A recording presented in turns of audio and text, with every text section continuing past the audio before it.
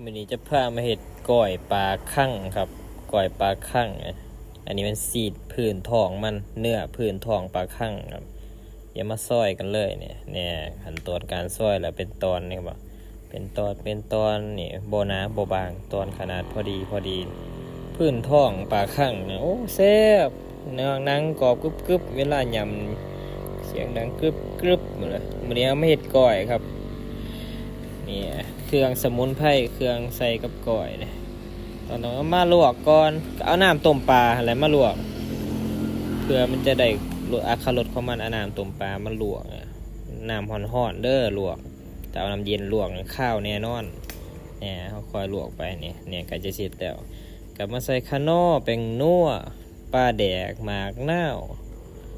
ใส่ลงไปนี่แหละครับน้ำปลาขาดบ่ได้เลยพวกนี้ใส่ลงไปแล้วก็ตามด้วยข้าวขั่วมะพริกผงนั่นแหละครับมื้อนี้มีมะกอกน้ำใส่มะกอกลงไปน้ำมื้อนี้พอดีได้มะกอกมาหมากหนึ่งหน่วยหนึ่ง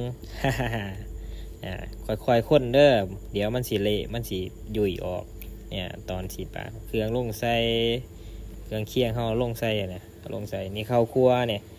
ข้าวคั่วลงใส่อย่าฝ่าใส่ร้ายได้อข้าวคั่วใส่เท่าละหน่อยตามใจมากนี่พริกป่นเนี่ย